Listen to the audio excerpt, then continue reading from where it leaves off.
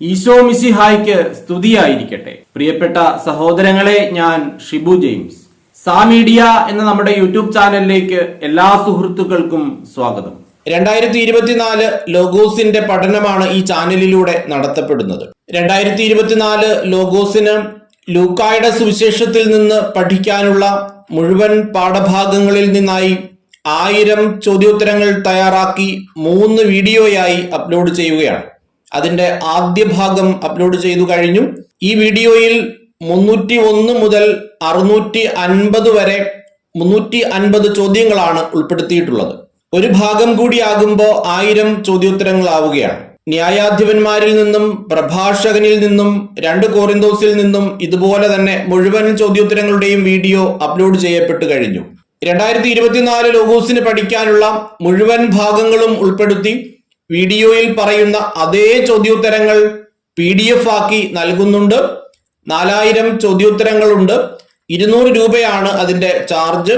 ആവശ്യമുള്ളവർ സ്ക്രീനിൽ കാണുന്ന ഗൂഗിൾ പേ നമ്പറിൽ പേയ്മെന്റ് അടച്ചതിനു ശേഷം അതേ നമ്പറിൽ തന്നെ വാട്സപ്പ് ഉണ്ട്, അതിൽ സ്ക്രീൻഷോട്ട് വാട്സപ്പ് ചെയ്യേണ്ടതാണ്. 301ാമത്തെ ചോദ്യം, നല്ല സമരിയാക്കാരന്റെ ഉപമയിൽ കവർച്ചക്കാരുടെ കയ്യിൽപ്പെട്ടത് ആര്? ജെറുസലേമിൽ നിന്ന് ജെറീക്കോയിലേക്ക് പോവുകയായിരുന്ന ഒരുവൻ. 302, ജെറുസലേമിൽ നിന്ന് ജെറീക്കോയിലേക്ക് പോവുകയായിരുന്ന ഒരുവൻ ആരുടെ കയ്യിൽപ്പെട്ടു? കവർച്ചക്കാരുടെ. 303, ജെറുസലേമിൽ നിന്ന് ജെറീക്കോയിലേക്ക് പോവുകയായിരുന്ന ഒരുവനെ കവർച്ചക്കാർ എന്തു ചെയ്തു? കവർച്ചക്കാർ അവന്റെ വസ്ത്രങ്ങൾ ഉരിഞ്ഞെടുത്ത് അവനെ പ്രഹരിച്ച് അർത്ഥപ്രാണനാക്കിയിട്ട് പൊയ്ക്കളഞ്ഞു. 304, കവർച്ചക്കാർ ഉപേക്ഷിച്ചു പോയ അർത്ഥപ്രാണനായി കിടന്ന വഴിയാത്രക്കാരനെ ആരാണ് ആദ്യം കണ്ടത്? ഒരു പുരോഹിതൻ. 305, കവർച്ചക്കാർ ഉപേക്ഷിച്ചു പോയ അർത്ഥപ്രാണനായി കിടന്ന വഴിയാത്രക്കാരനെ കണ്ട പുരോഹിതൻ എന്തു ചെയ്തു? അവനെ കണ്ട് മറുവശത്തു കൂടെ കടന്നുപോയി. 306, കവർച്ചക്കാർ ഉപേക്ഷിച്ചു പോയ അർത്ഥപ്രാണനായി കിടന്ന വഴിയാത്രക്കാരനെ കണ്ട് മറുവശത്തു കൂടെ കടന്നുപോയതാര്? ഒരു പുരോഹിതൻ. 307, രണ്ടാമതായി ആ വഴി കടന്നു വന്നത് ആര്? ഒരു ലേവായൻ. 308, അവനെ കണ്ടെങ്കിലും കടന്നുപോയി എന്ന് ആരെക്കുറിച്ചാണ് പറഞ്ഞിരിക്കുന്നത്? ഒരു ലേവായനെ കുറിച്ച്. 309, മൂന്നാമതായി ആ വഴി കടന്നു വന്നത് ആര്? ഒരു സമരിയാക്കാരൻ. 310, കവർച്ചക്കാർ ഉപേക്ഷിച്ചു പോയ അർത്ഥപ്രാണനായി കിടക്കുന്ന വഴിയാത്രക്കാരനെ കണ്ട് ആർക്കാണ് മനസ്സലിഞ്ഞത്? സമരിയാക്കാരന്. 311, കവർച്ചക്കാർ ഉപേക്ഷിച്ചു പോയ അർത്ഥപ്രാണനായി കിടന്ന വഴിയാത്രക്കാരനെ കണ്ട് മനസ്സലിഞ്ഞ സമരിയാക്കാരൻ എന്തു ചെയ്തു? അടുത്തു ചെന്ന് എണ്ണയും വീഞ്ഞുമൊഴിച്ച് അവന്റെ മുറിവുകൾ വച്ചുകെട്ടി തന്റെ കഴുതയുടെ പുറത്തു കയറ്റി ഒരു സത്രത്തിൽ കൊണ്ടുചെന്ന് പരിചരിച്ചു. 312, അടുത്ത ദിവസം സമരിയാക്കാരൻ സത്രം സൂക്ഷിപ്പുകാരന്റെ കയ്യിൽ എത്ര ദനാറയാണ് കൊടുത്തത്? 2 ദനാറ. 311, ഒരു ദനാറ എത്ര ഗ്രാം ആണ്? 5.7 ഗ്രാം. 314, അടുത്ത ദിവസം സത്രം സൂക്ഷിപ്പുകാരന്റെ കയ്യിൽ 2 ദനാറ കൊടുത്തിട്ട് സമരിയാക്കാരൻ എന്താണ് പറഞ്ഞത്? ഇവന്റെ കാര്യം നോക്കിക്കൊള്ളണം, കൂടുതലായി എന്തെങ്കിലും ചെലവാകുന്നെങ്കിൽ ഞാൻ തിരിച്ചു വരുമ്പോൾ തന്നുകൊള്ളാം. 315, ഇവന്റെ കാര്യം നോക്കിക്കൊള്ളണം എന്ന് ആരോടാണ് പറഞ്ഞത്? സമരിയാക്കാരൻ സത്രം സൂക്ഷിപ്പുകാരനോട്. 316, കൂടുതലായി എന്തെങ്കിലും ചെലവാകുന്നുവെങ്കിൽ എപ്പോൾ തന്നുകൊള്ളാം എന്നാണ് സമരിയാക്കാരൻ സത്രം സൂക്ഷിപ്പുകാരനോട് പറയുന്നത്? താൻ തിരിച്ചു വരുമ്പോൾ. 317, നല്ല സമരിയാക്കാരന്റെ ഉപമ പറഞ്ഞവസാനിപ്പിച്ച ശേഷം യേശു നിയമജ്ഞനോട് എന്താണ് ചോദിച്ചത്? കവർച്ചക്കാരുടെ കയ്യിൽപ്പെട്ട ആ മനുഷ്യന് ഈ മൂവരിൽ ആരാണ് അയൽക്കാരനായി വർത്തിച്ചത്? 318, കവർച്ചക്കാരുടെ കയ്യിൽപ്പെട്ട ആ മനുഷ്യന് ഈ മൂവരിൽ ആരാണ് അയൽക്കാരനായി വർത്തിച്ചത് എന്ന യേശുവിന്റെ ചോദ്യത്തിന് നിയമജ്ഞൻ നൽകിയ മറുപടി എന്ത്? അവനോട് കരുണ കാണിച്ചവൻ. 319, അവനോട് കരുണ കാണിച്ചവൻ എന്ന് നിയമജ്ഞൻ പറഞ്ഞപ്പോൾ യേശു അവനോട് എന്താണ് പറഞ്ഞത്? നീയും പോയി അതുപോലെ ചെയ്യുക. 320, ലൂക്കായുടെ സുവിശേഷം 10-ാം അധ്യായത്തിലെ 6-ാമത്തെ തലക്കെട്ട് മാർത്തായും മറിയവും. 321 അവർ പോകുന്ന വഴി അവൻ എവിടെയാണ് പ്രവേശിച്ചത്? ഒരു ഗ്രാമത്തിൽ. 322 അവനെ സ്വഭവനത്തിൽ സ്വീകരിച്ചത് ആര്? മാർത്ത എന്നു പേരുള്ള ഒരുവൾ. 323 മാർത്തയുടെ സഹോദരിയുടെ പേര് എന്ത്? മറിയം. 324 മറിയം എന്തു ചെയ്തു? അവൾ കർത്താവിന്റെ വചനങ്ങൾ കേട്ട് അവന്റെ പാദത്തിങ്കൽ ഇരുന്നു. 326 ആരാണ് കർത്താവിന്റെ വചനങ്ങൾ കേട്ട് അവന്റെ പാദത്തിങ്കൽ ഇരുന്നത്? മറിയം. 327 അവൾ കർത്താവിന്റെ വചനങ്ങൾ കേട്ടുകൊണ്ട് എവിടെയാണ് ഇരുന്നത്? അവന്റെ പാദത്തിങ്കൽ. 328 മാർത്ത പലതിനെ കുറിച്ചും ചിന്തിച്ച് എപ്രകാരമായിരിക്കുന്നു എന്നാണ് കർത്താവ് പറഞ്ഞത്? ഉത്കണ്ഠാകുലയും അസ്വസ്ഥയുമായിരിക്കുന്നു. 329 പലവിധ ശുശ്രൂഷകളിൽ മുഴുകി വ്യഗ്രചിത്തയായിരുന്നതാര്? മാർത്ത. 330 എന്നെ സഹായിക്കാൻ അവളോട് പറയുക. ഇത് മാർത്ത ആരെക്കുറിച്ചാണ് പറഞ്ഞത്? മറിയത്തെക്കുറിച്ച്. 331 അവൾ അവന്റെ അടുത്തു ചെന്ന് പറഞ്ഞു, കർത്താവേ, ശുശ്രൂഷയ്ക്കായി എന്റെ സഹോദരി എന്നെ തനിയെ വിട്ടിരിക്കുന്നത് നീ ശ്രദ്ധിക്കുന്നില്ലേ? എന്നെ സഹായിക്കാൻ അവളോട് പറയുക. ആര് ആരോട് പറഞ്ഞു? മാർത്ത യേശുവിനോട്. 332 അവൾ അവന്റെ അടുത്തു ചെന്ന് പറഞ്ഞു, കർത്താവേ, ശുശ്രൂഷയ്ക്കായി എന്റെ സഹോദരി എന്നെ തനിയെ വിട്ടിരിക്കുന്നത് നീ ശ്രദ്ധിക്കുന്നില്ലേ? എന്നെ സഹായിക്കാൻ അവളോട് പറയുക എന്ന് മാർത്ത പറഞ്ഞപ്പോൾ കർത്താവ് മാർത്തയോട് എന്താണ് ആദ്യം പറഞ്ഞത്? മാർത്ത, മാർത്ത, നീ പലതിനെക്കുറിച്ചും ഉത്കണ്ഠാകുലയും അസ്വസ്ഥയുമായിരിക്കുന്നു. 333 മാർത്ത, മാർത്ത, നീ പലതിനെക്കുറിച്ചും ഉത്കണ്ഠാകുലയും അസ്വസ്ഥയുമായിരിക്കുന്നു എന്ന് പറഞ്ഞ ശേഷം കർത്താവ് മാർത്തായോട് തുടർന്ന് പറഞ്ഞത് എന്താണ്? ഒന്നു മാത്രമേ ആവശ്യമുള്ളൂ. മറിയം നല്ല ഭാഗം തിരഞ്ഞെടുത്തിരിക്കുന്നു, അത് അവളിൽ നിന്ന് എടുക്കപ്പെടുകയില്ല. 334 ആരാണ് നല്ല ഭാഗം തിരഞ്ഞെടുത്തിരിക്കുന്നത്? മറിയം. 335 അത് അവളിൽ നിന്ന് എടുക്കപ്പെടുകയില്ല. ഏത്? ആരിൽ നിന്ന്?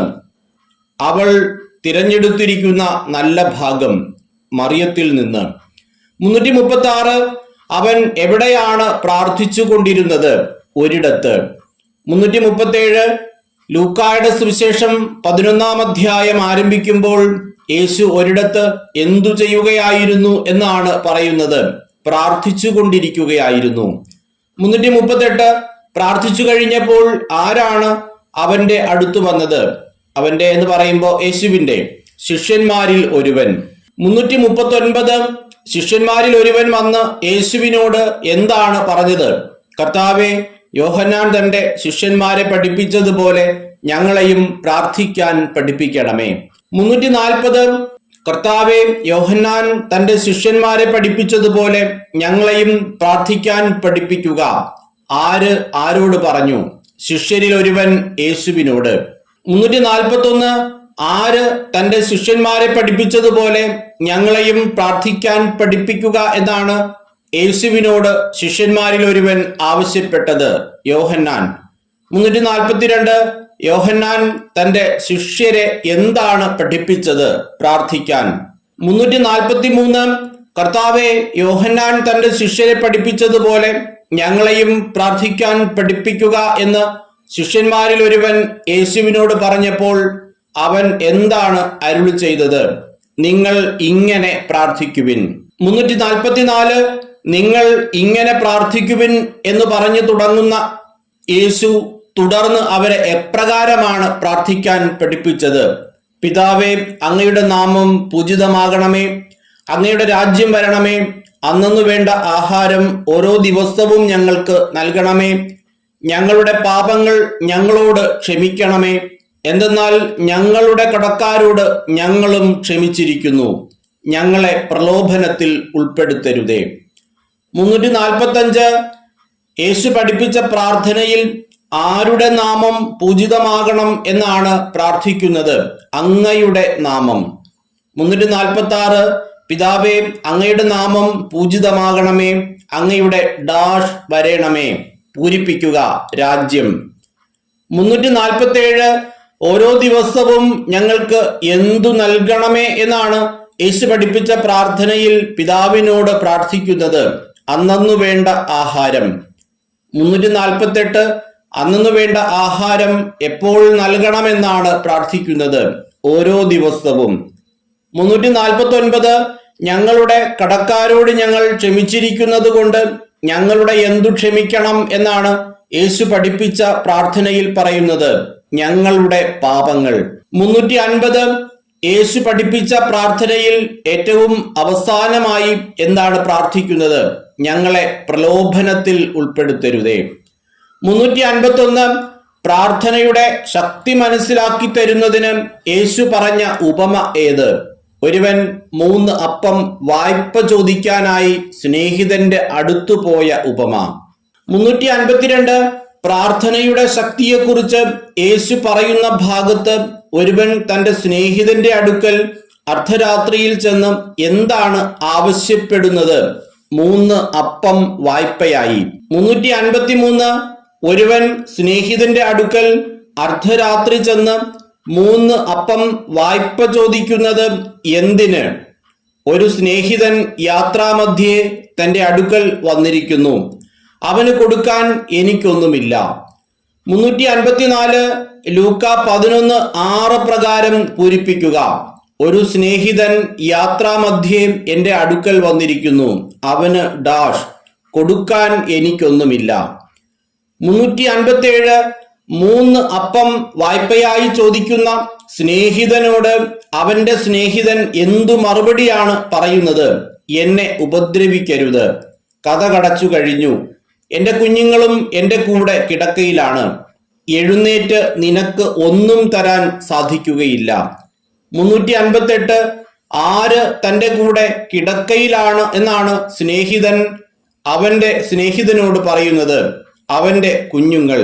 359 എന്റെ കുഞ്ഞുങ്ങളും എന്റെ കൂടെ കിടക്കയിലാണ്, അതിനാൽ എന്തു ചെയ്യാൻ സാധിക്കുകയില്ല എന്നാണ് അവൻ തന്റെ സ്നേഹിതനോട് പറയുന്നത്, എഴുന്നേറ്റ് നിനക്ക് ഒന്നും തരാൻ സാധിക്കുകയില്ല. 360 ഒരു സ്നേഹിതൻ തന്റെ സ്നേഹിതനോട് 3 അപ്പം വായ്പയായി തരിക എന്ന് രാത്രിയിൽ പോയി ആവശ്യപ്പെടുമ്പോൾ സ്നേഹിതൻ അവനോട് എന്താണ് ആദ്യം പറയുന്നത്? എന്നെ ഉപദ്രവിക്കരുത്. 361 എഴുന്നേറ്റ് നിനക്ക് ഒന്നും തരാൻ സാധിക്കുകയില്ല എന്ന് പറഞ്ഞാലും നിർബന്ധം നിമിത്തം അവൻ എന്തു ചെയ്യും? എഴുന്നേറ്റ് അവന് വേണ്ടത് നൽകും. 362 അവൻ എന്തു നിമിത്തമാണ് എഴുന്നേറ്റ് തന്റെ സ്നേഹിതന് വേണ്ടത് നൽകുന്നത്? നിർബന്ധം നിമിത്തം. 363 ആർക്കാണ് ലഭിക്കുന്നത്? ചോദിക്കുന്നവർക്ക്. 364 ആരാണ് കണ്ടെത്തുന്നത്? അന്വേഷിക്കുന്നവൻ.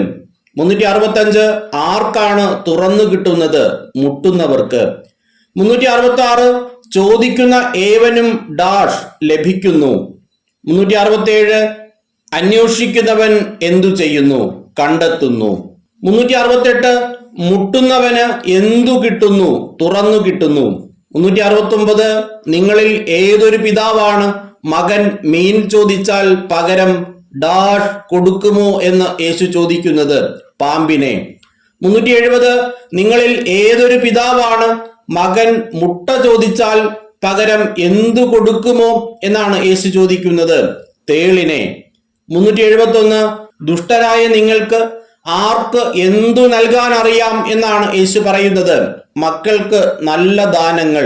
372 മക്കൾക്ക് നല്ല ദാനങ്ങൾ നൽകാൻ ദുഷ്ടരായ നിങ്ങൾക്ക് അറിയാമെങ്കിൽ എന്ന് പറഞ്ഞ ശേഷം യേശു എന്താണ് പറയുന്നത്?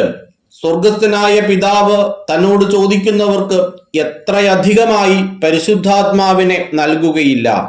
373 സ്വർഗസ്ഥനായ പിതാവ് തന്നോട് ചോദിക്കുന്നവർക്ക് എന്താണ് നൽകുന്നത്? പരിശുദ്ധാത്മാവിനെ. 374 ലൂക്ക 11-ാം അധ്യായത്തിന്റെ 3-ാമത്തെ തലക്കെട്ട് യേശുവും ബെൽസബൂലും. 375 ഊമനായ പിശാച് പുറത്തു പോയപ്പോൾ ഊമന് എന്തു സംഭവിച്ചു? ഊമൻ സംസാരിച്ചു. 376 ഊമൻ എപ്പോഴാണ് സംസാരിച്ചത്? പിശാച് പുറത്തു പോയപ്പോൾ. 377 ഊമനായ പിശാച് പുറത്തുപോയി ഊമൻ സംസാരിച്ചപ്പോൾ ആരാണ് അത്ഭുതപ്പെട്ടത്? ജനങ്ങൾ. 378 ഊമനായ പിശാച് പുറത്തുപോയി ഊമൻ സംസാരിച്ചപ്പോൾ ജനങ്ങൾ അത്ഭുതപ്പെട്ടു. അപ്പോൾ അവരിൽ ചിലർ എന്താണ് പറഞ്ഞത്? അവൻ പിശാചുക്കളെ ബഹിഷ്കരിക്കുന്നത് പിശാചുക്കളുടെ തലവനായ ബെൽസബൂലിനെ കൊണ്ടാണ്. 379 ആരെ കൊണ്ടാണ് അവൻ, അതായത് യേശു, പിശാചുക്കളെ ബഹിഷ്കരിക്കുന്നത് എന്നാണ് അവരിൽ, അതായത് ജനങ്ങളിൽ ചിലർ പറഞ്ഞത്? പിശാചുക്കളുടെ തലവനായ ബെൽസബൂലിനെ കൊണ്ട്. 380 വേറെ ചിലർ എന്തിനാണ് സ്വർഗത്തിൽ നിന്ന് ഒരു അടയാളം അവനോട്, യേശുവിനോട് ആവശ്യപ്പെട്ടത്? അവനെ പരീക്ഷിക്കാൻ. 381 വേറെ ചിലർ അവനെ, യേശുവിനെ പരീക്ഷിക്കാൻ സ്വർഗത്തിൽ നിന്ന് ഒരു അടയാളം അവനോട് ആവശ്യപ്പെട്ടു. അപ്പോൾ അവൻ അവരുടെ എന്തറിഞ്ഞിരുന്നു എന്നാണ് വചനം പറയുന്നത്? അവരുടെ വിചാരങ്ങൾ. 382 അവരുടെ വിചാരങ്ങൾ അറിഞ്ഞുകൊണ്ട് യേശു എന്താണ് പറഞ്ഞത്? അന്തഛിദ്രമുള്ള രാജ്യം നശിച്ചു പോകും, അന്തഛിദ്രമുള്ള ഭവനവും വീണുപോകും. 383 എന്ത് നശിച്ചു പോകും എന്നാണ് യേശു പറഞ്ഞത്? അന്തഛിദ്രമുള്ള രാജ്യം. 384 അന്തഛിദ്രമുള്ള എന്താണ് വീണുപോകുമെന്ന് യേശു പറഞ്ഞത്? ഭവനം. 385 ആര് തനിക്കു തന്നെ എതിരായി ഭിന്നിച്ചാൽ അവന്റെ രാജ്യം എങ്ങനെ നിലനിൽക്കും എന്നാണ് യേശു ചോദിക്കുന്നത്? സാത്താൻ. 386 ആരുടെ രാജ്യം എങ്ങനെ നിലനിൽക്കും എന്നാണ് യേശു ചോദിക്കുന്നത്? സാത്താന്റെ രാജ്യം. 387 സാത്താൻ എന്ത് ചെയ്യുകയാണെങ്കിൽ അവന്റെ രാജ്യം എങ്ങനെ നിലനിൽക്കും എന്നാണ് യേശു ചോദിക്കുന്നത്? സാത്താൻ തനിക്കു തന്നെ എതിരായി ഭിന്നിച്ചാൽ. 388 ബെൽസബൂലിനെ കൊണ്ടാണ് ഞാൻ പിശാചുക്കളെ ബഹിഷ്കരിക്കുന്നതെങ്കിൽ എന്ന് പറഞ്ഞ ശേഷം യേശു ചോദിക്കുന്ന ചോദ്യമെന്ത്? നിങ്ങളുടെ പുത്രന്മാർ ആരെ കൊണ്ടാണ് അവയെ ബഹിഷ്കരിക്കുന്നത്? 389 അതുകൊണ്ട് അവർ നിങ്ങളുടെ വിധികർത്താക്കളായിരിക്കും. ആര്? നിങ്ങളുടെ പുത്രന്മാർ. 390 എന്തുകൊണ്ടാണ് നിങ്ങളുടെ പുത്രന്മാർ നിങ്ങളുടെ വിധികർത്താക്കളായിരിക്കും എന്ന് യേശു പറയുന്നത്? അവരും പിശാചുക്കളെ ബഹിഷ്കരിക്കുന്നത് കൊണ്ട്. 391 ദൈവകരം കൊണ്ടാണ് ഞാൻ പിശാചുക്കളെ പുറത്താക്കുന്നതെങ്കിൽ എന്താണ് നിങ്ങളുടെ ഇടയിൽ വന്നു കഴിഞ്ഞിരിക്കുന്നത്? ദൈവരാജ്യം. 392 ശക്തൻ ആയുധധാരിയായി തന്റെ കൊട്ടാരത്തിന് കാവൽ നിൽക്കുമ്പോൾ എന്താണ് സുരക്ഷിതമായിരിക്കുന്നത്? അവന്റെ വസ്തുക്കൾ. 393 ആരുടെ വസ്തുക്കളാണ് സുരക്ഷിതമായിരിക്കുന്നത്? ശക്തൻ ആയുധധാരിയായി തന്റെ കൊട്ടാരത്തിന് കാവൽ നിൽക്കുമ്പോൾ അവന്റെ വസ്തുക്കൾ. 394 ശക്തൻ ആയുധധാരിയായി എവിടെ കാവൽ നിൽക്കുമ്പോഴാണ് അവന്റെ വസ്തുക്കൾ സുരക്ഷിതമായിരിക്കുന്നത്? തന്റെ കൊട്ടാരത്തിന്. 395 കൂടുതൽ ശക്തനായ ഒരുവൻ അവനെ ആക്രമിച്ച് കീഴ്പ്പെടുത്തിയാൽ എന്ത് സംഭവിക്കും? അവൻ ആശ്രയിച്ചിരുന്ന ആയുധങ്ങൾ മറ്റവൻ അപഹരിക്കുകയും കൊള്ള മുതൽ ഭാഗിച്ചെടുക്കുകയും ചെയ്യും. 396 കൂടുതൽ ശക്തനായ ഒരുവൻ ആക്രമിച്ച് കീഴ്പ്പെടുത്തിയാൽ എന്താണ് അപഹരിക്കുന്നത്? കീഴ്പ്പെടുത്തപ്പെട്ടവൻ ആശ്രയിച്ചിരുന്ന ആയുധങ്ങൾ. 397 ശക്തനായവനെ കൂടുതൽ ശക്തനായ ഒരുവൻ ആക്രമിച്ച് കീഴ്പ്പെടുത്തിയാൽ എന്താണ് അവൻ ഭാഗിച്ചെടുക്കുന്നത്? കൊള്ള മുതൽ. 398 ആരാണ് എനിക്ക് എതിരാണ് എന്ന് ലൂക്കാ 11:23 പറഞ്ഞിരിക്കുന്നത്? എന്നോട് കൂടെയല്ലാത്തവൻ, അതായത് യേശുവിനോട് കൂടെ അല്ലാത്തവൻ. 399 എന്നോടുകൂടെ ശേഖരിക്കാത്തവന് എന്ത് സംഭവിക്കുന്നു? ചിതറിച്ചു കളയുന്നു. 400 ആരെയാണ് ചിതറിച്ചു കളയുന്നത്? എന്നോടുകൂടെ ശേഖരിക്കാത്തവനെ. 401 ആശ്വാസം തേടി വരണ്ട സ്ഥലങ്ങളിലൂടെ അലഞ്ഞു നടക്കുന്ന അശുദ്ധാത്മാവ് അത് കണ്ടെത്താതെ വരുമ്പോൾ എന്താണ് പറയുന്നത്? ഇറങ്ങിപ്പോന്ന ഭവനത്തിലേക്കു തന്നെ ഞാൻ തിരിച്ചു ചെല്ലും. 402 ഇറങ്ങിപ്പോന്ന ഭവനത്തിലേക്ക് തിരിച്ചു ചെല്ലുമ്പോൾ അവൻ എന്താണ് കാണുന്നത്? ആ വീട് അടിച്ചുവാരി സജ്ജീകരിക്കപ്പെട്ടതായി കാണുന്നു. 403 അശുദ്ധാത്മാവ് തിരിച്ചു വരുമ്പോൾ ആ വീട് അടിച്ചുവാരി സജ്ജീകരിക്കപ്പെട്ടതായി കാണുമ്പോൾ അവൻ എന്തു ചെയ്യുന്നു? അപ്പോൾ അവൻ പോയി തന്നെക്കാൾ ദുഷ്ടരായ മറ്റ് 7 അശുദ്ധാത്മാക്കളെ കൂട്ടിക്കൊണ്ടുവന്ന് അവിടെ പ്രവേശിച്ച് വാസമുറപ്പിക്കുന്നു. 404 തിരിച്ചു വരുമ്പോൾ അടിച്ചുവാരി സജ്ജീകരിക്കപ്പെട്ട് കാണപ്പെടുന്ന വീട്ടിലേക്ക് അവൻ ആരെയാണ് കൊണ്ടുവരുന്നത്? തന്നെക്കാൾ ദുഷ്ടരായ മറ്റ് 7 അശുദ്ധാത്മാക്കളെ. 405 അപ്പോൾ അവൻ പോയി തന്നെക്കാൾ ദുഷ്ടരായ മറ്റ് 7 അശുദ്ധാത്മാക്കളെ കൂടി കൊണ്ടുവന്ന് അവിടെ പ്രവേശിച്ച് വാസമുറപ്പിക്കുന്നു. അപ്പോൾ ആ മനുഷ്യന്റെ സ്ഥിതി എപ്രകാരമായി തീരുന്നു? ആദ്യത്തേതിനേക്കാൾ മോശമായി തീരുന്നു. 406 ആരുടെ സ്ഥിതിയാണ് ആദ്യത്തേതിനേക്കാൾ മോശമായി തീരുന്നത്? അശുദ്ധാത്മാവ് വിട്ടുപോയവന്റെ. 407 അവന്റെ സ്ഥിതി എപ്പോഴാണ് ആദ്യത്തേതിനേക്കാൾ മോശമായി തീരുന്നത്?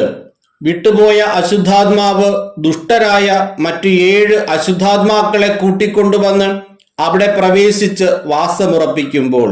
408 ലൂക്കായുടെ സുവിശേഷം 11-ാം അധ്യായത്തിന്റെ 5-ാമത്തെ തലക്കെട്ട് മഹത്തായ ഭാഗ്യം. 409 അവൻ ഇത് അരുൾ ചെയ്തുകൊണ്ടിരിക്കുമ്പോൾ ജനക്കൂട്ടത്തിൽ നിന്ന് ഒരു സ്ത്രീ ഉച്ചത്തിൽ അവനോട് പറഞ്ഞത് എന്ത്? നിന്നെ വഹിച്ച ഉദരവും നിന്നെ പാലൂട്ടിയ മുലകളും ഭാഗ്യമുള്ളവ. 410 നിന്നെ വഹിച്ച ഉദരവും നിന്നെ പാലൂട്ടിയ മുലകളും ഭാഗ്യമുള്ളവ എന്ന് യേശുവിനോട് പറഞ്ഞതാര്? ജനക്കൂട്ടത്തിൽ നിന്ന് ഒരു സ്ത്രീ. 411 യേശു എന്തരുൾ ചെയ്തപ്പോഴാണ് നിന്നെ വഹിച്ച ഉദരവും നിന്നെ പാലൂട്ടിയ മുലകളും ഭാഗ്യമുള്ളവ എന്ന് ജനക്കൂട്ടത്തിൽ നിന്നും ഒരു സ്ത്രീ ഉച്ചത്തിൽ വിളിച്ചു പറഞ്ഞത്? അശുദ്ധാത്മാവിന്റെ തിരിച്ചുവരവിനെ കുറിച്ച്. 412 ജനക്കൂട്ടത്തിൽ നിന്ന് ഉച്ചത്തിൽ വിളിച്ചു പറഞ്ഞ സ്ത്രീയോട് യേശു എന്തു മറുപടിയാണ് പറഞ്ഞത്? ദൈവവചനം കേട്ട് അത് പാലിക്കുന്നവർ കൂടുതൽ ഭാഗ്യവാന്മാർ. 413 ലൂക്കായുടെ സുവിശേഷം 11-ാം അധ്യായത്തിലെ 6-ാമത്തെ തലക്കെട്ട് യോനായുടെ അടയാളം. 414 ജനക്കൂട്ടം വർദ്ധിച്ചു വന്നപ്പോൾ അവൻ യേശു എന്താണ് പറഞ്ഞു തുടങ്ങിയത്? ഈ തലമുറ ദുഷിച്ച തലമുറയാണ്, ഇത് അടയാളം അന്വേഷിക്കുന്നു. 415 ഈ തലമുറ ദുഷിച്ച തലമുറയാണ്, ഇത് അടയാളം അന്വേഷിക്കുന്നു. ഇപ്രകാരം പറഞ്ഞു തുടങ്ങിയത് ആര്, എപ്പോൾ? യേശു ജനക്കൂട്ടം വർദ്ധിച്ചു വന്നപ്പോൾ. 416 എന്ത് അടയാളമല്ലാതെ മറ്റൊരടയാളവും ഈ തലമുറയ്ക്ക് നൽകപ്പെടുകയില്ല എന്നാണ് യേശു പറഞ്ഞത്. യോനായുടെ അടയാളം. 417 ഈ ദുഷിച്ച തലമുറ എന്താണ് അന്വേഷിക്കുന്നത്? അടയാളം. 418 യോന ആർക്കാണ് അടയാളമായിരുന്നത്? നിനവേക്കാർക്ക്. 419 യോന നിനവേക്കാർക്ക് അടയാളമായിരുന്നത് പോലെ മനുഷ്യപുത്രൻ ആർക്ക് അടയാളമായിരിക്കും? ഈ തലമുറയ്ക്ക്. 420 ഈ തലമുറയ്ക്ക് അടയാളമായിരിക്കുന്നത് ആര്? മനുഷ്യപുത്രൻ. 421 വിധി ദിനത്തിൽ ഈ തലമുറയിലെ ജനങ്ങളോടൊപ്പം ഉയർപ്പിക്കപ്പെടുന്നത് ആര്? ദക്ഷിണദേശത്തെ രാജ്ഞി. 422 ദക്ഷിണദേശത്തെ രാജ്ഞി ആരോടൊപ്പമാണ് ഉയർപ്പിക്കപ്പെടുന്നത്? ഈ തലമുറയോടൊപ്പം. 423 ഈ തലമുറയോടൊപ്പം ഉയർപ്പിക്കപ്പെടുന്ന ദക്ഷിണദേശത്തെ രാജ്ഞി ഈ തലമുറയെ എന്തു ചെയ്യും? കുറ്റം വിധിക്കും. 424 എന്തുകൊണ്ടാണ് ദക്ഷിണദേശത്തെ രാജ്ഞി ഈ തലമുറയെ കുറ്റം വിധിക്കുന്നത്? എന്തെന്നാൽ സോളമന്റെ വിജ്ഞാനം ശ്രവിക്കാൻ അവൾ ഭൂമിയുടെ അതിർത്തിയിൽ നിന്ന് വന്നു.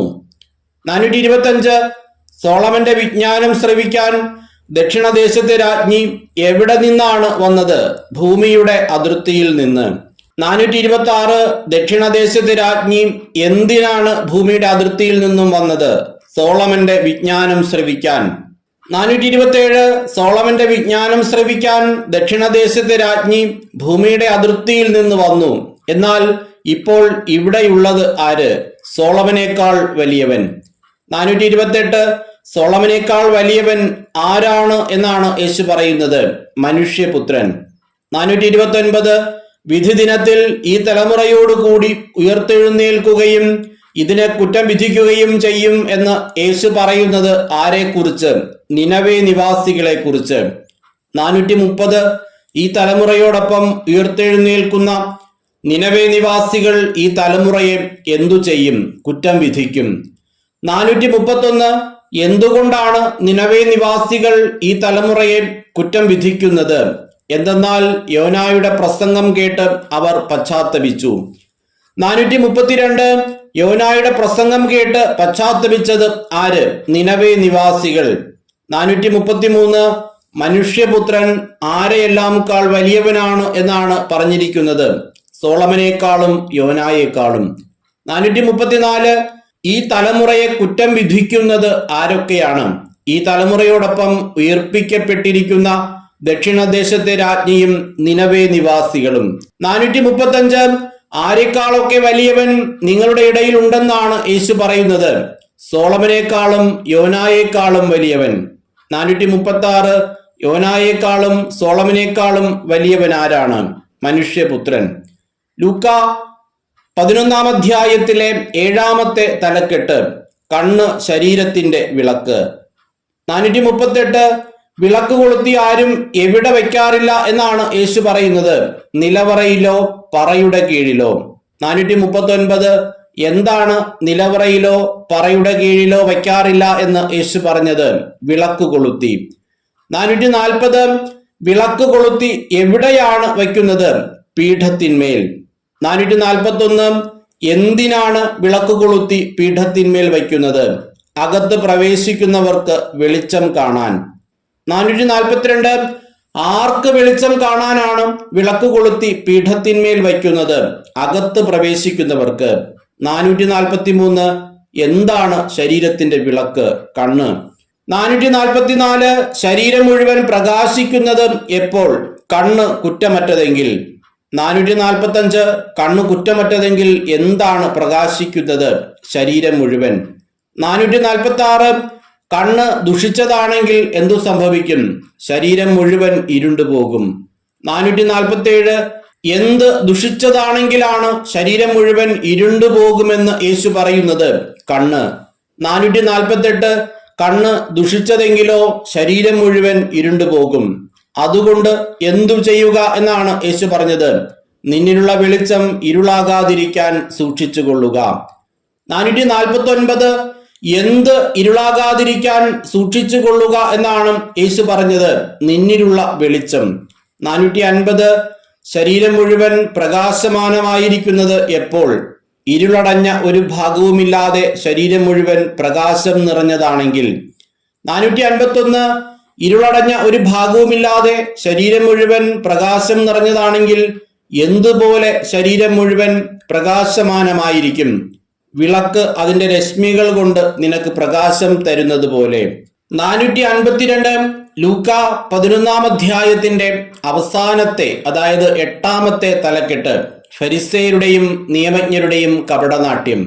453 അവൻ യേശു സംസാരിച്ചു കൊണ്ടിരിക്കുമ്പോൾ തന്റെ കൂടെ ഭക്ഷണം കഴിക്കുന്നതിന് അവനെ ക്ഷണിച്ചത് ആര്? ഒരു ഫരിസേയൻ.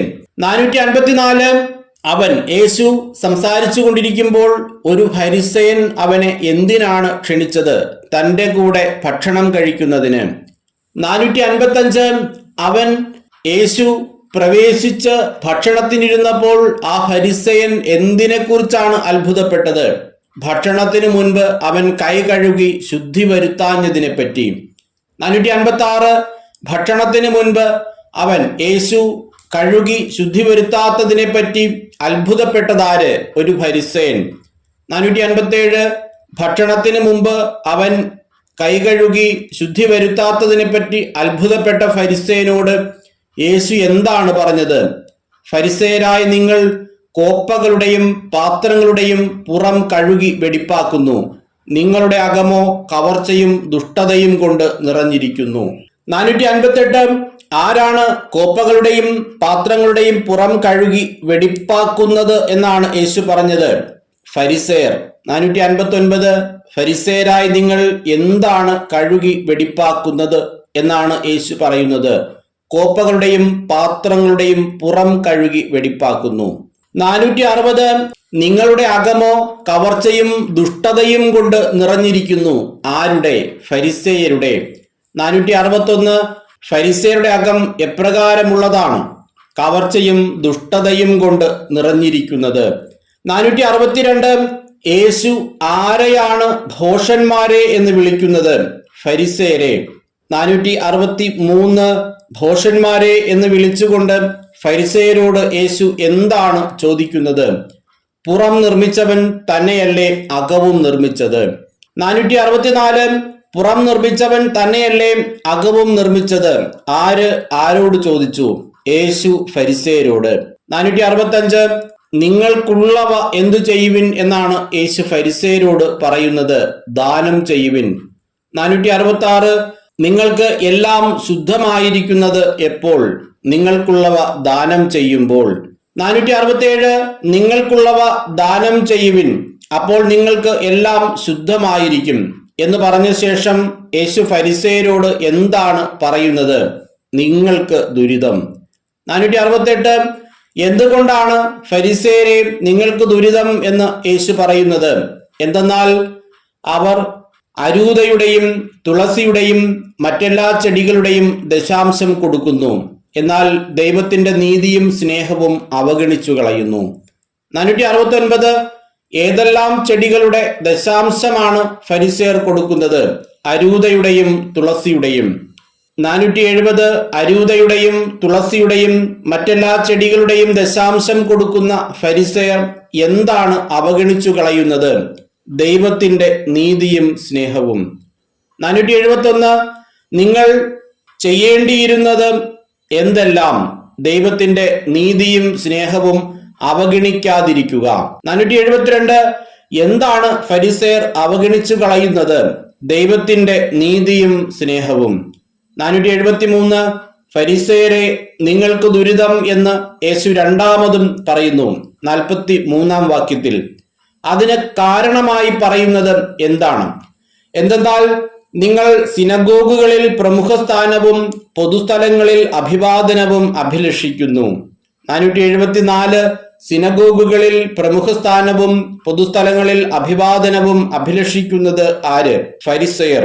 475 ലൂക്കാ 11:44 നിങ്ങൾക്ക് ദുരിതം എന്ന് യേശു 3-ാം വട്ടം പറയുന്നത് ആരോട്? ഫരിസേയരോട്. 476 നിങ്ങൾക്ക് ദുരിതം എന്ന് യേശു 3-ാം വട്ടം ഫരിസേയരോട് പറയുന്നതിന് കാരണമായി പറയുന്നത് എന്ത്? കാണപ്പെടാത്ത കുഴിമാടങ്ങൾ പോലെയാണ് നിങ്ങൾ. 477 കാണപ്പെടാത്ത കുഴിമാടങ്ങൾ പോലെയാണ് നിങ്ങൾ, അതിന്റെ മീതെ ഡാഷ് ലൂക്കാ 11:44 പ്രകാരം പൂരിപ്പിക്കുക, നടക്കുന്നവൻ അത് അറിയുന്നില്ല. 478 ഗുരു നീ ഇങ്ങനെ സംസാരിക്കുമ്പോൾ ഞങ്ങളെ കൂടെ അപമാനിക്കുകയാണ് ചെയ്യുന്നത്. യേശുവിനോട് ഇപ്രകാരം പറഞ്ഞതാര്? നിയമജ്ഞരിൽ ഒരാൾ. 479 ഗുരു നീ ഇങ്ങനെ സംസാരിക്കുമ്പോൾ ഞങ്ങളെ കൂടെ അപമാനിക്കുകയാണ് ചെയ്യുന്നത് എന്ന് യേശുവിനോട് നിയമജ്ഞരിൽ ഒരാൾ പറയുമ്പോൾ യേശു എന്താണ് അവരോട് ആദ്യം പറഞ്ഞത്? നിയമജ്ഞരെ നിങ്ങൾക്ക് ദുരിതം.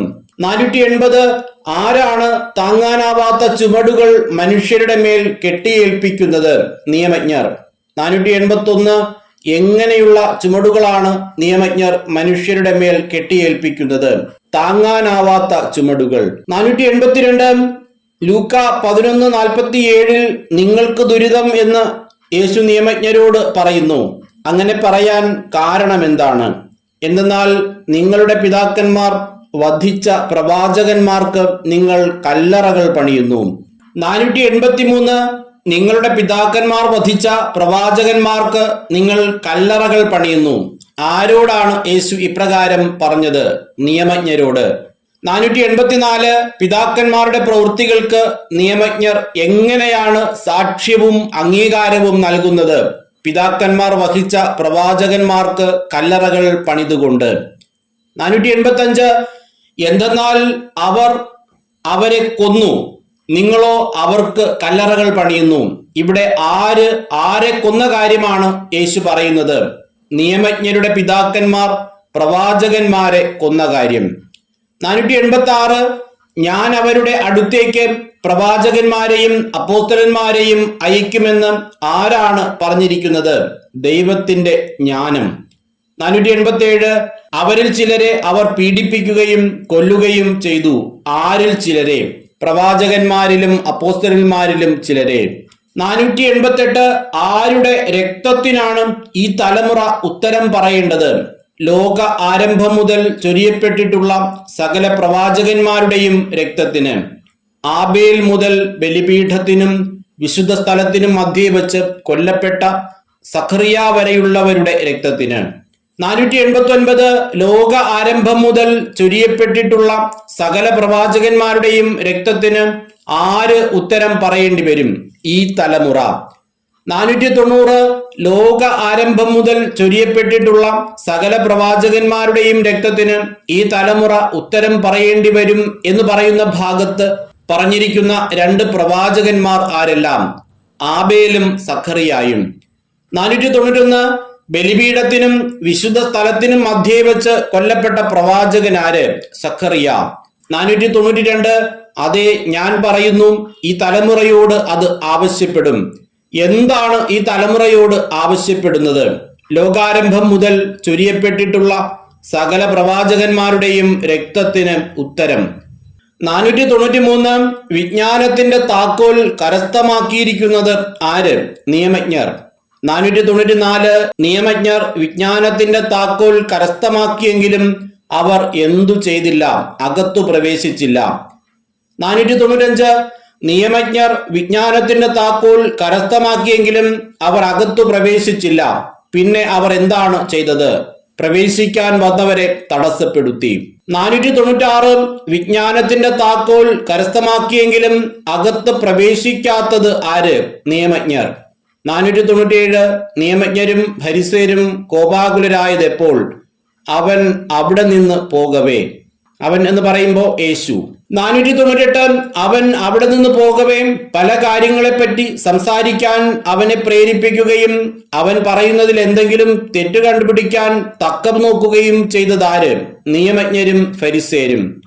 499 ഫരിസേരുടെയും നിയമജ്ഞരുടെയും കപടനാട്യം എന്ന തലക്കെട്ടിനു കീഴിൽ, അതായത് 37 മുതൽ 54 വരെ വാക്യങ്ങൾക്കിടയിൽ നിങ്ങൾക്ക് ദുരിതം എന്ന് എത്ര പ്രാവശ്യം പറയുന്നു? 6 പ്രാവശ്യം. 42, 43, 44, 46, 47, 52 വാക്യങ്ങളിൽ. 500 ഫരിസേരുടെയും നിയമജ്ഞരുടെയും കപടനാട്യം എന്ന തലക്കെട്ടിനു കീഴിൽ നിയമജ്ഞരെ നിങ്ങൾക്ക് ദുരിതം എന്ന് എത്ര പ്രാവശ്യം പറയുന്നു? 2 പ്രാവശ്യം. 501 ലൂക്കായുടെ സുവിശേഷം 12-ാം അധ്യായത്തിലെ 1-ാമത്തെ തലക്കെട്ട് ഭയം കൂടാതെ സാക്ഷ്യം നൽകുക. 502 ലൂക്കായുടെ സുവിശേഷം 12-ാം അധ്യായം ആരംഭിക്കുന്നത് എങ്ങനെ? പരസ്പരം ചവിട്ടേൽക്കത്തക്ക വിധം ആയിരക്കണക്കിന് ജനങ്ങൾ തിങ്ങിക്കൂടി. 503 പരസ്പരം ചവിട്ടേൽക്കത്തക്ക വിധം ആയിരക്കണക്കിന് ജനങ്ങൾ തിങ്ങിക്കൂടിയപ്പോൾ അവൻ യേശു ശിഷ്യരോട് എന്താണ് പറയുവാൻ തുടങ്ങിയത്? ഫരിസേയരുടെ കാപട്യമാകുന്ന പുളിപ്പിനെ സൂക്ഷിച്ചുകൊള്ളുവിൻ. 504 പരസ്പരം ചവിട്ടേൽക്കത്തക്ക വിധം ജനങ്ങൾ തിങ്ങിക്കൂടിയെന്ന് പറയുന്ന സ്ഥലത്ത് പറഞ്ഞിരിക്കുന്ന സംഖ്യ എത്രയാണ്? ആയിരക്കണക്കിന്.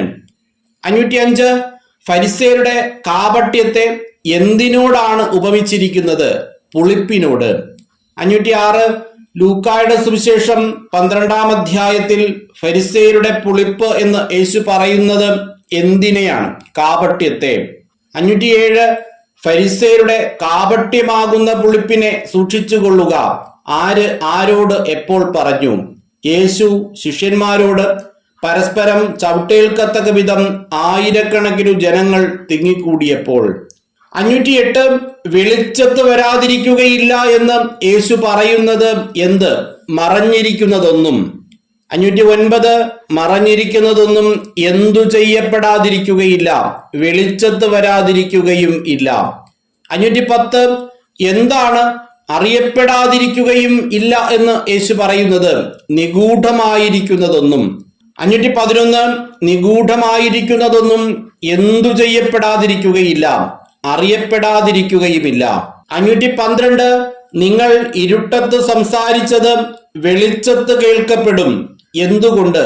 മറഞ്ഞിരിക്കുന്നതൊന്നും വെളിച്ചത്ത് വരാതിരിക്കുകയില്ല, നിഗൂഢമായിരിക്കുന്നതൊന്നും അറിയപ്പെടാതിരിക്കുകയും ഇല്ല എന്നതിനാൽ.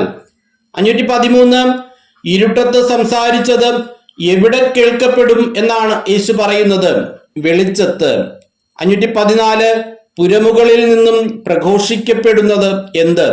വീട്ടിൽ സ്വകാര്യ മുറിയിൽ വെച്ച് ചെവിയിൽ പറഞ്ഞത്. 515 ലൂക്കായുടെ സുവിശേഷം 12:4 സംബോധന എന്ത്? എന്റെ സ്നേഹിതരെ. 516 എന്റെ സ്നേഹിതരെ നിങ്ങളോട് ഞാൻ പറയുന്നു എന്ന് പറഞ്ഞ ശേഷം തുടർന്ന് യേശു പറയുന്നത് എന്ത്? ശരീരത്തെ കൊല്ലുന്നതിൽ കവിഞ്ഞ് ഒന്നും ചെയ്യാൻ കഴിയാത്തവരെ നിങ്ങൾ ഭയപ്പെടേണ്ട. 517 ശരീരത്തെ കൊല്ലുന്നതിൽ കവിഞ്ഞ് ഒന്നും ചെയ്യാൻ കഴിയാത്തവരെ നിങ്ങൾ എന്തു ചെയ്യേണ്ട എന്നാണ് യേശു പറയുന്നത്? ഭയപ്പെടേണ്ട. 518 ആരെ ഭയപ്പെടുക എന്നാണ് യേശു മുന്നറിയിപ്പ് നൽകുന്നത്? കൊന്നതിനു ശേഷം നിങ്ങളെ നരകത്തിലേക്ക് തള്ളിക്കളയാൻ അധികാരമുള്ളവനെ. 519 ലൂക്ക 12:5 യേശു നൽകുന്ന മുന്നറിയിപ്പ് എന്താണ്? ആരെ ഭയപ്പെടണമെന്ന്.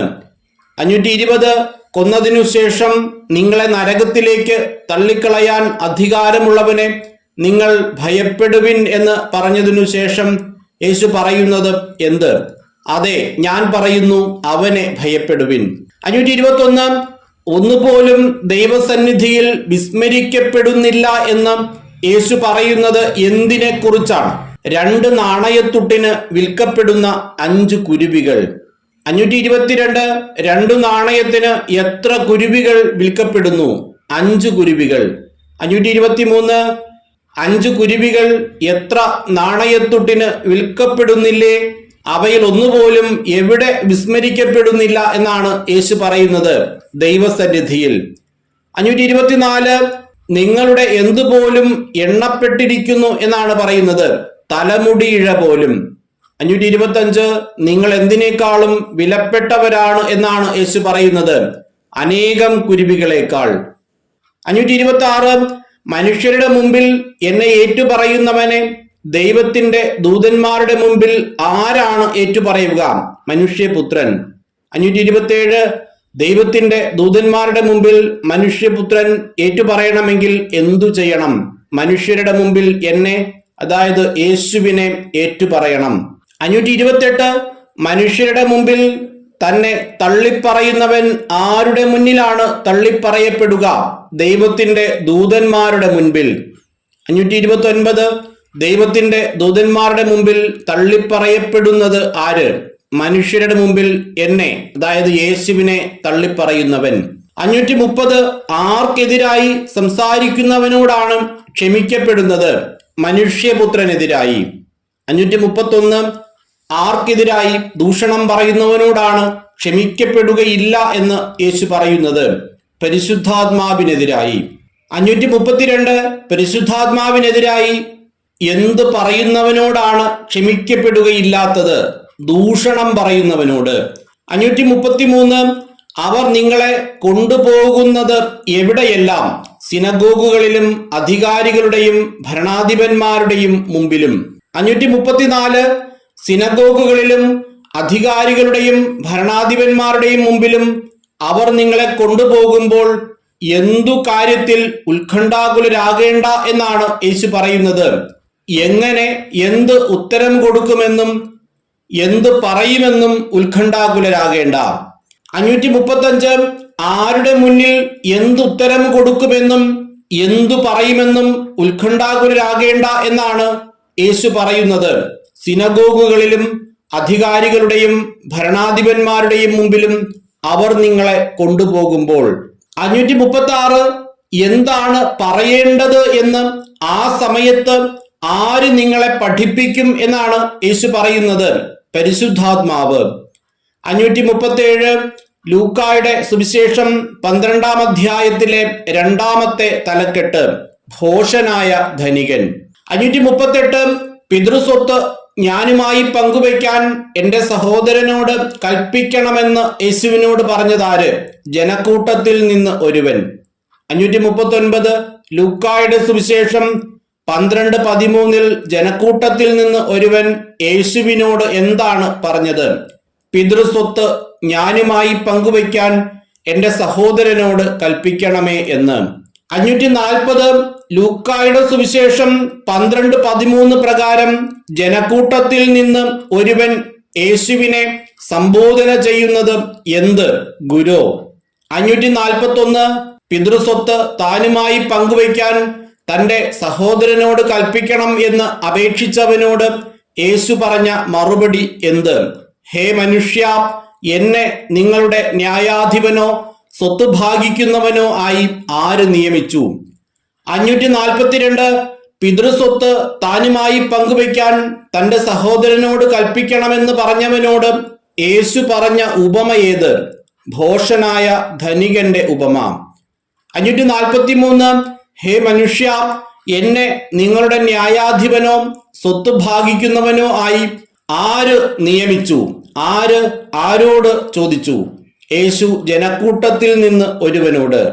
544 ഹേ മനുഷ്യ, എന്നെ നിങ്ങളുടെ ന്യായാധിപനോ സ്വത്ത് ഭാഗിക്കുന്നവനോ ആയി ആര് നിയമിച്ചു എന്ന് പറഞ്ഞ ശേഷം യേശു അവരോട് പറഞ്ഞതെന്ത്?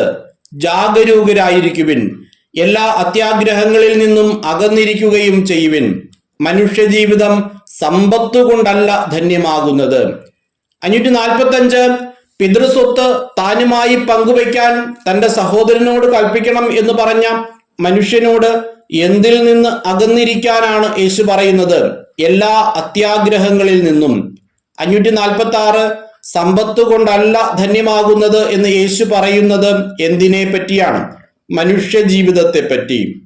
547 മനുഷ്യജീവിതം എന്തുകൊണ്ടല്ല ധന്യമാകുന്നത്? സമ്പത്ത് കൊണ്ട്.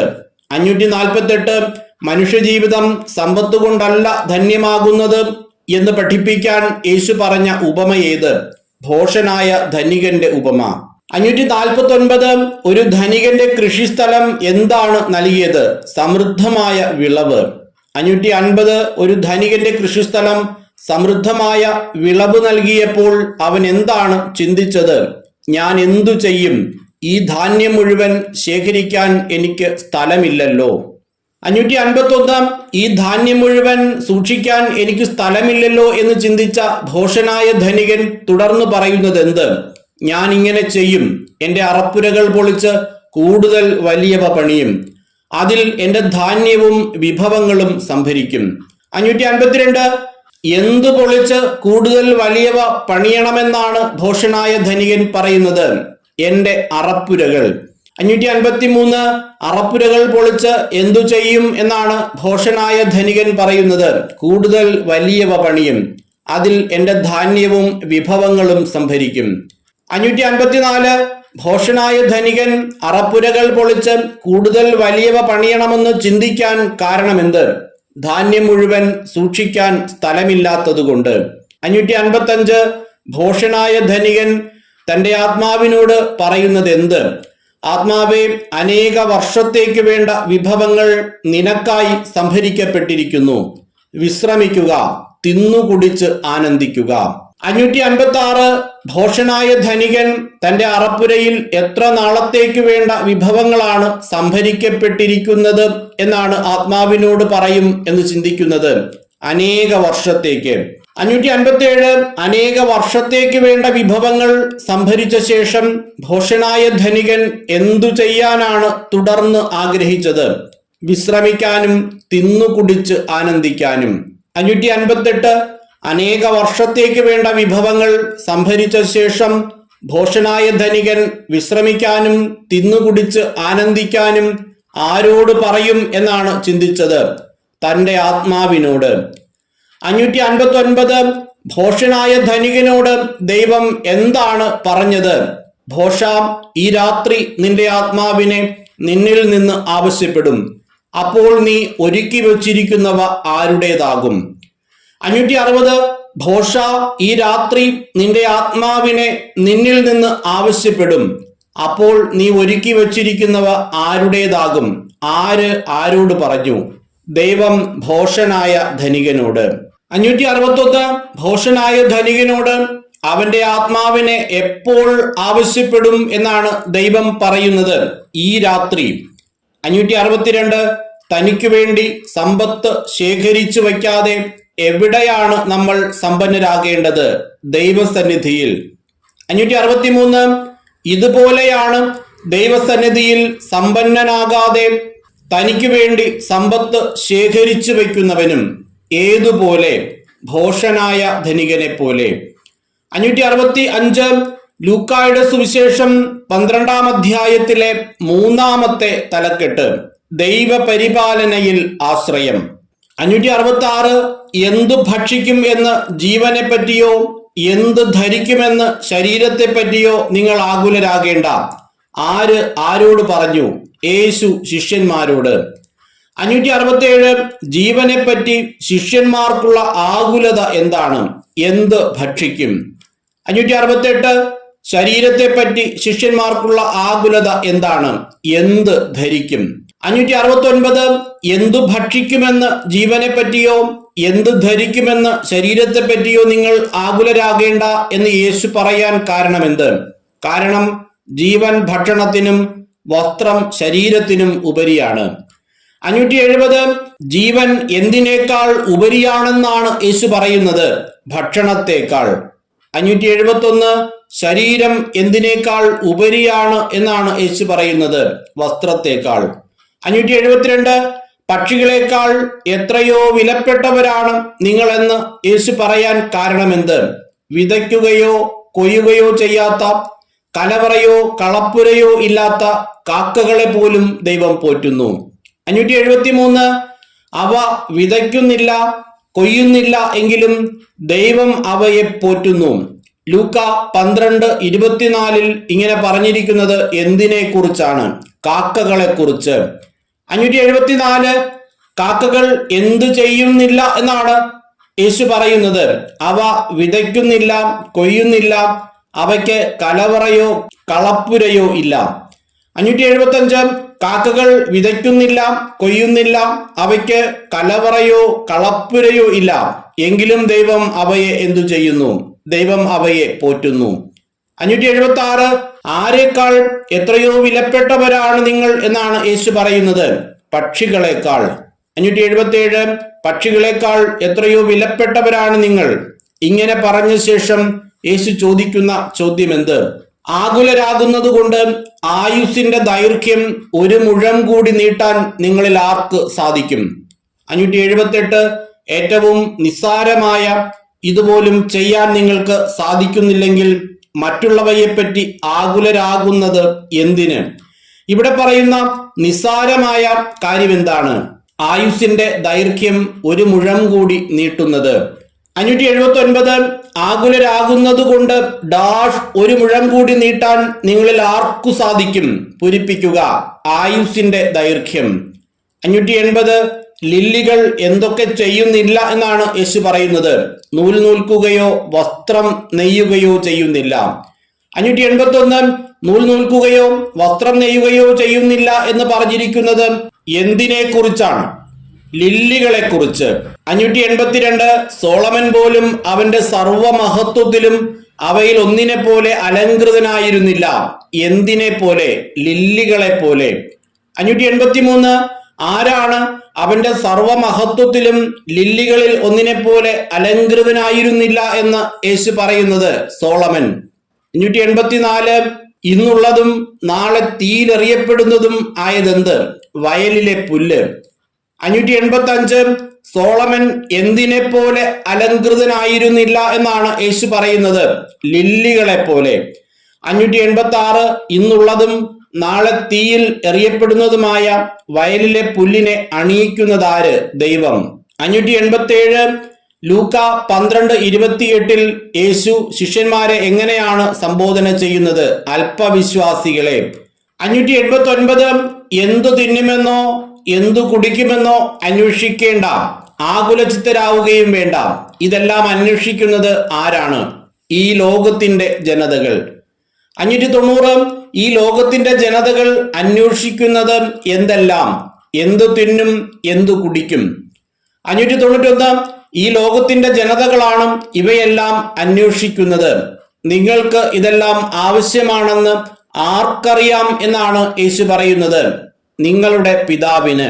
592 നിങ്ങൾ എന്ത് അന്വേഷിക്കുവിൻ എന്നാണ് യേശു ശിഷ്യന്മാരോട് പറയുന്നത്?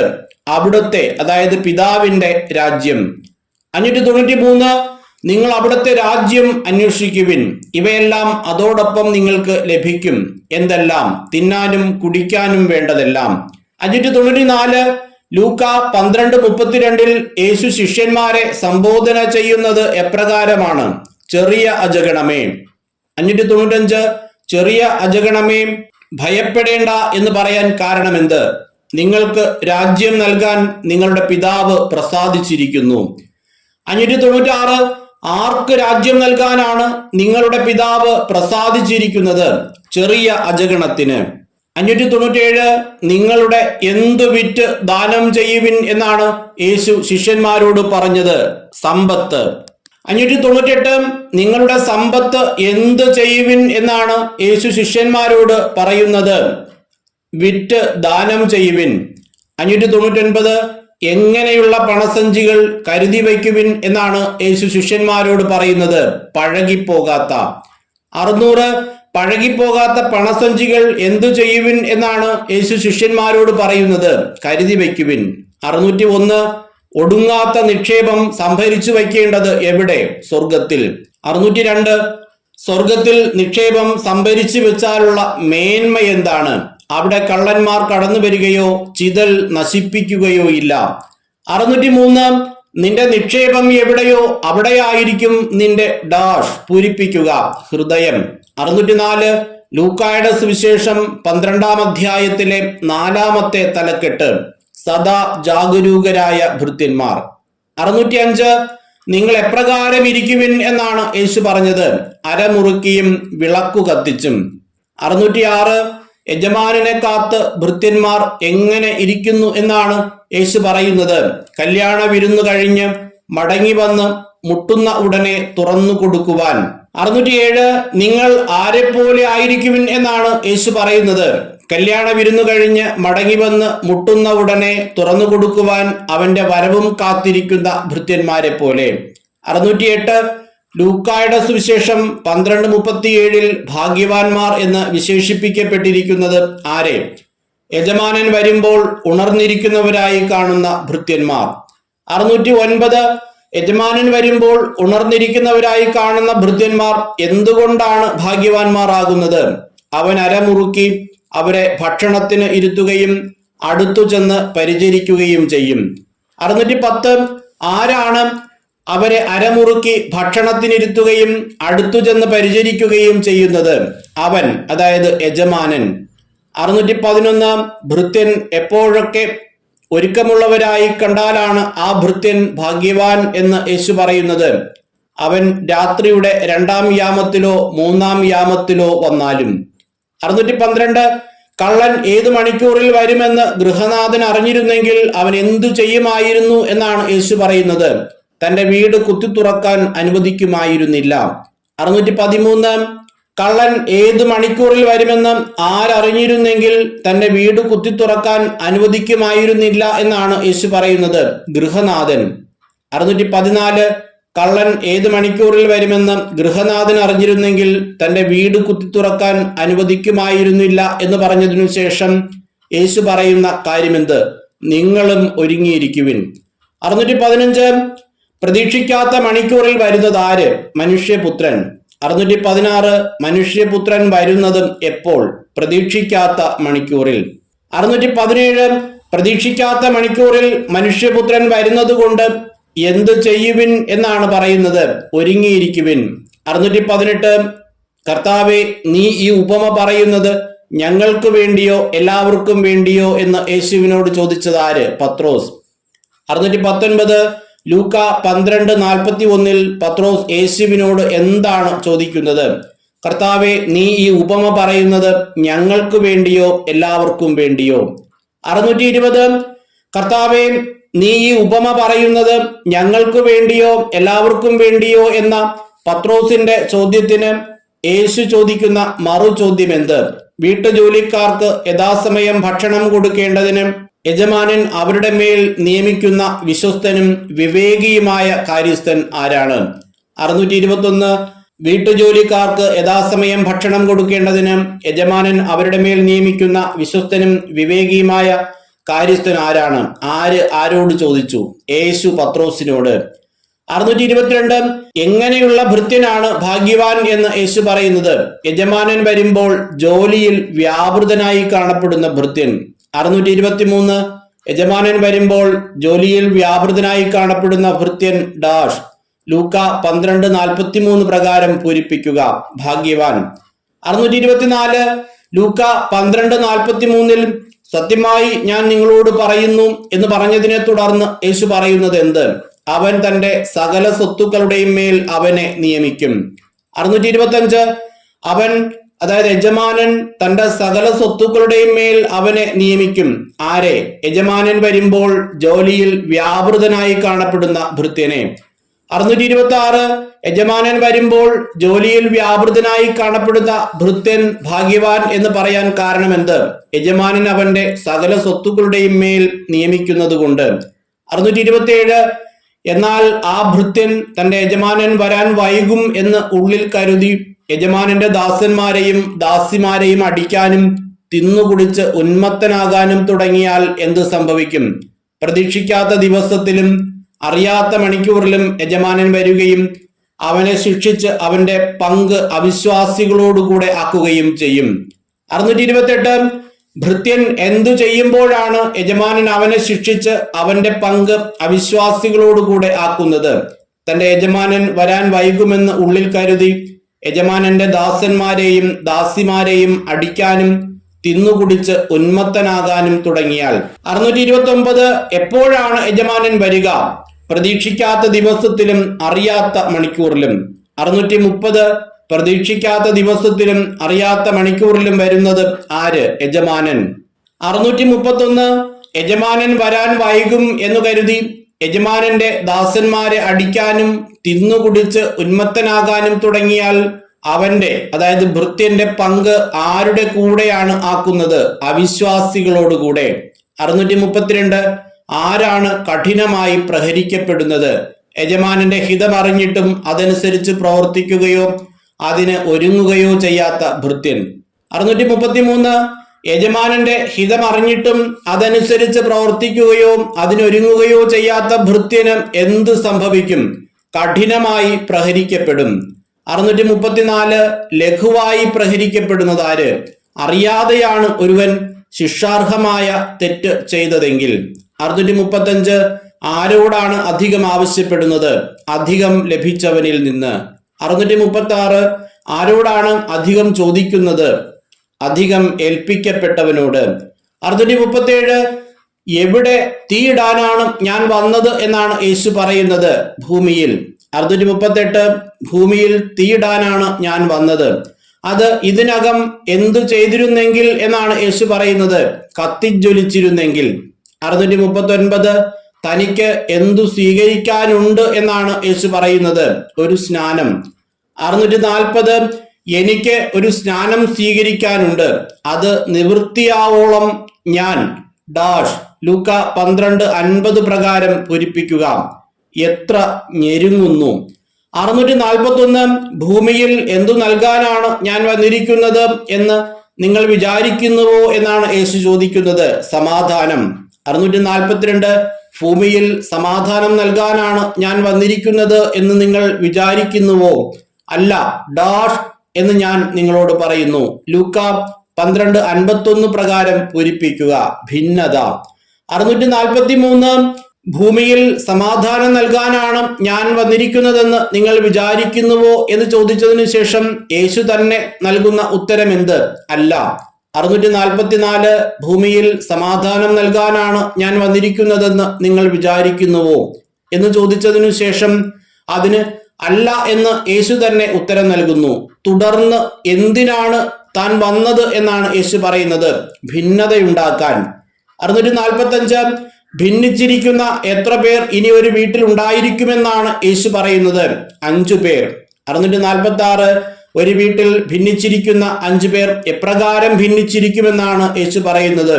3 പേർ 2 പേർക്കെതിരായും 2 പേർ 3 പേർക്കെതിരായും. 647 ഒരു വീട്ടിലെ 3 പേർ 2 പേർക്കെതിരായും 2 പേർ 3 പേർക്കെതിരായും എന്തു ചെയ്യും? ഭിന്നിച്ചിരിക്കും.